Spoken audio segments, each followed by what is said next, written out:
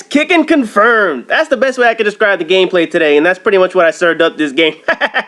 And yes, I'm still working on old videos like I mentioned because I'm doing my shit in chronological order. Trust me, I know what the fuck I'm doing. That's like famous last words right there and shit. Now, I don't get why this map gets so much hate. Because every time it comes up in rotation, people bitch about this shit. But you know what, man? I like this map. I would easily put this map in the top half of the ones that I like and shit like that. It's mainly because you can use all the guns. As you can see, I'm using the assault rifle here. But you could snipe from this building or that corner building. You could use the shotguns and SMGs in the middle of the map, you know, that market area. And LMGs, you know, if you know how to move around with them like an assault rifle, you could basically use that with those guns too. But that's why I like this map. You can do pretty much everything. And watch this guy. I know this guy right here is pissed with the riot shield. Because see, every time I see a riot shield, you know what I do? I follow them. Mainly because you can work the old two-man teamwork shit. You know, the shit that I used to do in Resistance. Now watch, he starts getting pissed right here. Like, why are you angry, bro? You mad? But anyway, these guys, they provide protections. I figure, you know what? You provide the protection, I provide the firepower, and the concept should work in theory, right? But this motherfucker gets all cunt hurt and shit. So I was thinking, you know what, man? This motherfucker's gonna get me killed. But it was like funny, man, 'cause it was like back in the old days now, I finally get my business started. Like in Resistance 2, anybody that played Resistance 2 co-op, you had the soldier with the shield and the spec ops in the back taking all his goddamn kills. You love that shit, man. So when I see the riot shield, that brings me back to the days of Resistance 2 where I was an ass kicker and a half, man. Oh, real quick, before I forget, because I know if I don't mention this shit now, I'm gonna forget. Most people don't know this about me, but when it comes to Call of Duty, I'm a master ranker. Not masturbator, I said master ranker. The problem is, this year, I just don't have as much time to play as I normally would. Normally, at this point, I'd be like 3rd or 4th or 5th prestige. Right now, as of today, I'm still 2nd prestige. I still haven't hit the button the 3rd time and shit like that. It's just mainly because I'm just so busy with personal shit. I haven't even had time to play. You guys see, I barely have time to do commentaries, let alone have time to play in this motherfucker. However, that has not stopped me from putting together a complete and comprehensive guide on how to rank up in this motherfucker as quickly as possible just by focusing on certain challenges. Now, the guide was written over at prestigegamers.com, and the link is in the description and shit like that. Trust me, guys, this shit took a long time to write. It's not a short read either. I'm telling you right now, it's a good 20 or 30,000 words or whatever the fuck that I wrote right here. I get quick scoped in my ass and shit like that. The guide isn't gonna make you a better player. I'm telling you right now, it's just a guide on how to maximize the XP in the game through the challenges and shit. Not talking about double XP, literally the challenges. You know, the shits that you unlock at like levels 40, 50, 65, whatever those shits are, the first class, intimidation, humiliation, all that shit. It's going to show you guys how to use those and how to do them as quickly as possible. Trust me, it is an excellent guide. So for those of you who are interested in how to rank up and how to actually move up in the ship, that's what you want to read. Now, I could do a whole video on that shit, but man, I'll be here for fucking days. So I was like, you know what? I wrote it out. You guys can go read it if y'all know how to read it and shit. No, I'm not insulting you guys. I'm just fucking around. No, but seriously, if you get a chance to go over there and read it, by all means, go read it because it has a lot of good content that you guys are going to enjoy. Anyways, on to the business at hand, and I want to talk about 2 of the main requests that I've received to see on my channel.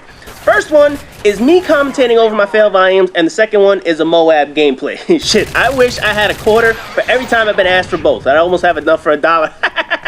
So right here I got my Predator missile, and I'm just hoping I get 2. So I see these 2 kids holding hands right here. Smile, bitch! That's right. Got my chop up in this motherfucker, so now I'm on a good roll right here. You know, kill confirmed, you gotta try and get those goddamn dog tags. So it's like when you run the assault strike package, you really have to worry about, man, if my kills get a fucking on the other side of the map, I gotta go run and get those goddamn dog tags and shit like that. But you guys will see, I get my share of dog tags. I ignore a couple because, you know, there's just no point in running out there and getting yourself killed and giving somebody else a dog tag. Anyway, no, like I was saying, one of the things that I've been debating about with the fail volumes is whether or not I should start commentating over it instead of playing music. Because obviously, when I started doing these shits 2 years ago, music on videos was the it thing. You know what I mean? You were part of the cool kids if you did it with music and shit. Now, with copyright protections and commentaries being the end thing, I've debated about changing it up to commentating over my fail volumes. And you guys will see, I'm not going to change it to a community fail volumes. It's still my own fail. So don't submit your fail volumes. Don't say, hey, I got a perfect. No, the top 10 fails are my fails, not anybody else's fails. So that's me fucking up in this game. But I don't know whether or not I should turn it into a commentary or if I should keep the music the way I have it right now. You know, where I'm playing like Eminem and Jay-Z and Kanye, whatever. You know, I play my salsa music. I'll play requests if people want to hear requests. I don't give a shit as long as it's a decent song, not some screamo crazy music and shit like that. But I'll let you guys decide. Do you want to see commentaries like everyone else is doing, or do you want to keep the music? Now, I can make a case for both. I'm not lying. I'm still leaning towards the music, mainly for 2 reasons. One, it breaks up the monotony of me just talking and doing commentaries and shit like that. That's why I sort of like the music. It's just a little break from me talking over videos. And the other reason is a lot of the community channels, including videos that I do they do the commentary. So I figured, you know what, to separate myself, and I've been doing this for 2 years, I might as well stick to the music. So that was my logic behind it, but I'll leave it up to you guys. If you want to see some commentaries, you want me to test it out, we can sure test it out, see how this motherfucker goes, but I'll leave it up to you guys. Next on the list, Moab gameplay, and I'll give you the simple answer, no. It doesn't get any easier than that. I'll say this though, I've gotten 3 Moabs so far. However, all 3 are about as camper happy as you can imagine in this motherfucker. I mean, straight up bitch camping, clipping like a fucking douchebag, and I did it all against low-level bad kids. Now, don't get me wrong, I can make the video entertaining, but as far as gameplay, it's horrible. I mean, completely horrible by my standards. And I say this shit all the time.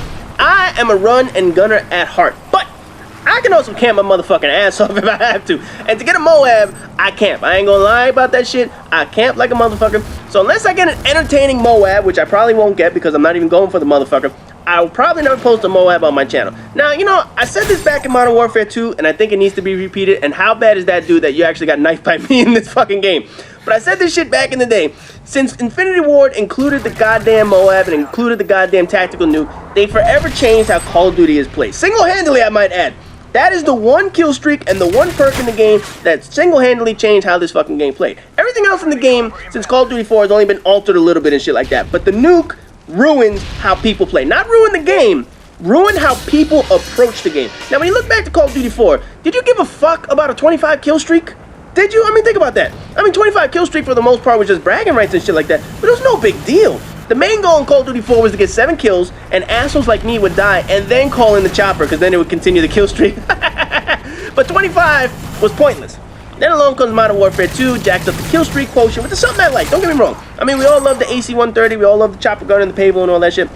But it adds the 25 game-ending kill streak. I mean, they weren't just happy at 11. They weren't happy at the 15 with the fucking useless EMP blast. That shit was more useless than a one-legged man in an ass-kicking contest. Look at me. Fuck that chicken up. I don't know why I did that. I thought maybe there was like a challenge or some shit. I said, fuck it. Let me kill that damn chicken. Because look, if there was some XP right there, I would have showed you guys. I said, look, kill the chicken. You get some XP up in this motherfucker.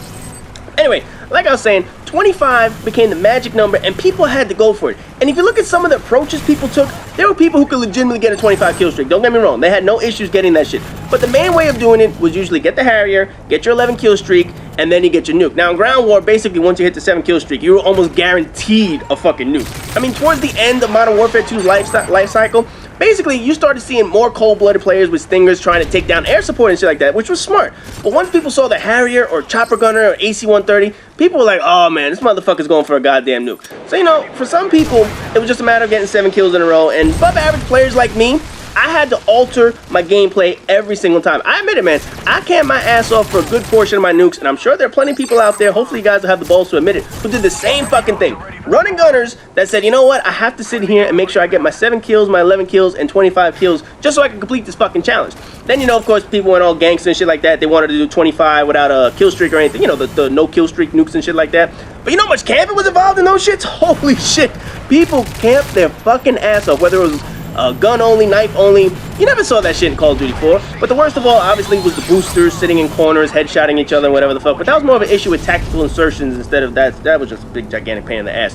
So after all those issues with the nuke, Modern Warfare 3 brings back in a Moab. Now, it doesn't end the game, but it sure as fuck alters how people are going to approach this game. Because you know what? Even if you're running and gunning, when you start hitting 21, 22, 23 kills, you know how much more cautious you're going to get if you weren't already? You know, it's harder to get a Moab than a nuke. We know that, absolutely. But it just means people going to camp even fucking harder. So you're never going to see me get a nuke, or you're never going to see me get a Moab, because mainly I suck too damn bad, I'm not going to be camping that shit. So anyway, as always, rate, comment, subscribe, and all that good shit. And I'll see you guys in the next video. Greetings, J Loco. Time to get ready.